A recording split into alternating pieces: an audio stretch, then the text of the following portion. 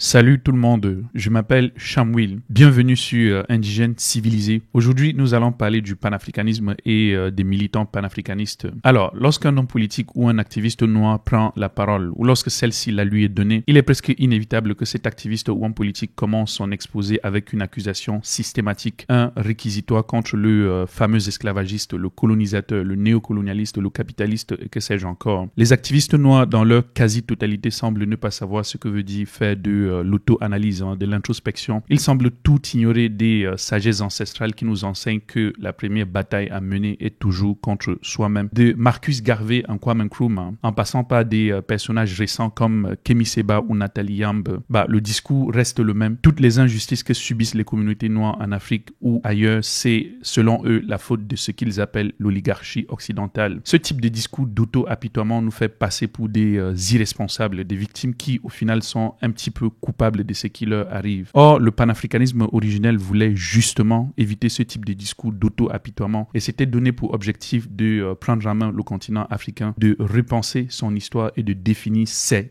identités. Oui, l'Afrique n'a pas qu'une seule identité, elle en a des milliers et de définir aussi justement l'avenir de tous les peuples d'ascendance africaine. Cette vidéo entend donc être un discours aux antipodes de la pleurniche et du victimisme. Dans cette vidéo et dans toutes celles qui suivront, j'entends faire une analyse, voire une critique du mode de pensée de toutes ces personnes qui passent tout leur temps à accuser les autres de ce qui leur arrive. Certains militants afrocentristes estiment par exemple que l'Afrique est sous emprise d'une oligarchie occidentale qui, selon eux, la contrôle et l'exploite. Moi, je pense que ce type de discours infantilise les peuples africains et les place systématiquement dans une posture passive et aliénante. Si une personne vit par exemple dans une maison qui n'est pas sécurisée et que cette maison est ensuite envahie par des inconnus qui la pillent et la saccagent, là, on est d'accord que le premier coupable, ce ne sont pas les pilleurs, quelle qu'en soit leur motivation. Le premier coupable, selon moi, c'est le propriétaire irresponsable et naïf qui a vite fait d'oublier que l'homme est un loup pour l'homme, pour reprendre la célèbre formule du philosophe britannique Thomas Hobbes. Et si, pire encore, ce propriétaire passe tout son temps à se lamenter du pillage dont il était victime, au lieu de sécuriser sa propriété et de protéger ses enfants en leur garantissant, par exemple, un avenir à travers l'éducation, l'entrepreneuriat, l'innovation, etc.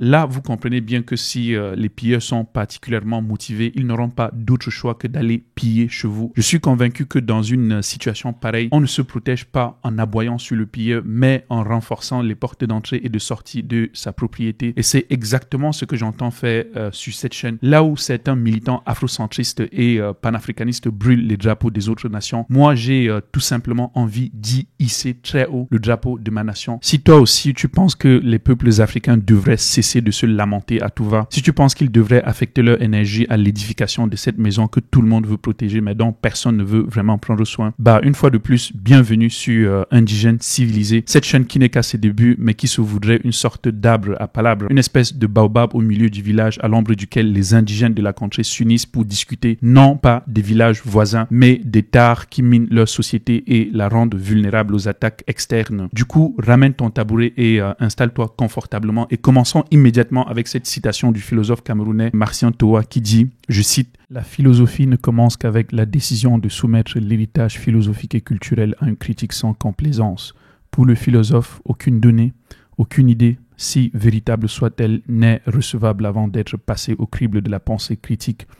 En fait, la philosophie est essentiellement sacrilège. En d'autres termes, tout ce qui nous a été légué par nos ancêtres ou par tous ceux qui nous ont précédés dans le domaine du concept et des idées doit être déconstruit et examiné de manière rigoureuse. Et qui dit examiner dit distance entre la personne qui examine et l'objet examiné. Mais nous, peuples africains, sommes héritiers d'une très longue histoire. Une histoire certes ponctuée de tensions, de conflits, d'humiliations et d'exploitation et j'en passe. Mais une histoire que nous n'avons jamais pris le temps d'observer du point de vue de l'agent, c'est-à-dire celui qui agit et influence le cours des événements, mais uniquement du point de vue du patient, celui qui subit l'histoire. Et la conséquence de ce manque de recul vis-à-vis de notre histoire est que de nos jours, la conscience africaine dans son ensemble est complètement possédée par le passé. Notre esprit est encore habité par des vieux démons du passé et ni les politiciens, ni les activistes panafricanistes ou afrocentristes ne semblent avoir le courage ou l'audace d'affronter ces vieux démons et d'exorciser l'âme collective africaine. Les populations africaines devraient donc elles-mêmes essayer de passer leur héritage philosophique et culturel à une critique sans complaisance, comme nous l'a si bien suggéré Marcian Toa. On devrait essayer de prendre le temps d'étudier et de déconstruire nos cultures et nos traditions afin de les reconstruire par la suite et les adapter au mode de pensée actuel. Et rappelons que tout ce qui ne se régénère pas devient cancéreux avec le temps, et le cancer détruit le système immunitaire et expose le corps à d'autres maladies qui, mises ensemble avec les métastases du cancer, portent à l'extension du corps. Les médecins et les biologistes comprendront certainement la métaphore. Le panafricanisme, et c'est le thème de cet épisode,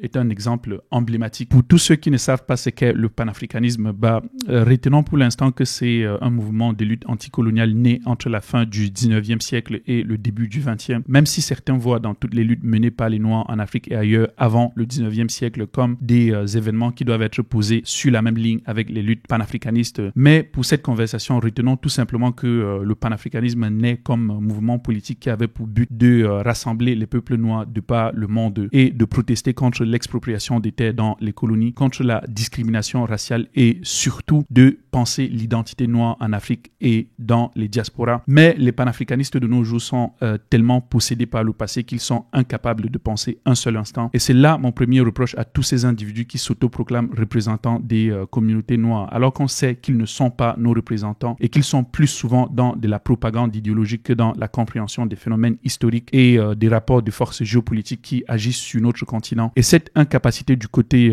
panafricaniste et afrocentriste de se détacher de l'histoire et de l'observer de l'extérieur, une incapacité donc à penser, est un point sur lequel j'aimerais qu'on retourne avec un peu de calme, et on le fera dans la partie 2 de cet épisode. Je suis sincèrement désolé de devoir vous faire attendre, mais malheureusement je n'ai pas eu le temps de filmer l'épisode en entier. Pour ceux d'entre vous qui n'auront pas vu ma vidéo de présentation, moi je suis étudiant et pour le moment je suis en pleine préparation de ma soutenance qui est prévue pour bientôt. Du coup, j'essaye de me mettre en jeu et de mettre en jeu mes ressources financières et cognitives et surtout mon temps libre pour essayer d'apporter ma toute petite contribution à l'édification de notre très cher continent, l'Afrique. Du coup, j'étais obligé de repartir les séquences de tournage dessus toute la semaine, mais je voulais en tout cas partager ces premières réflexions avec vous. Cette vidéo est disponible aussi en anglais et en italien. Si vous êtes des passionnés des langues comme moi, allez-y, jetez un coup d'œil et dites-moi ce que vous en pensez dans les commentaires. Pour ceux d'entre vous qui aimeraient soutenir cette initiative, vous pouvez le faire tout simplement en vous abonnant à la chaîne et en partageant massivement cette vidéo sur les réseaux sociaux. C'est un geste tout simple qui ne vous coûte absolument rien du tout, mais qui pourrait éventuellement nous aider à fonder tous ensemble cette agora populaire où l'on pourra s'échanger les idées et les points de vue sur l'Afrique. Merci en tout cas de votre attention. On se dit à la semaine prochaine. Ciao!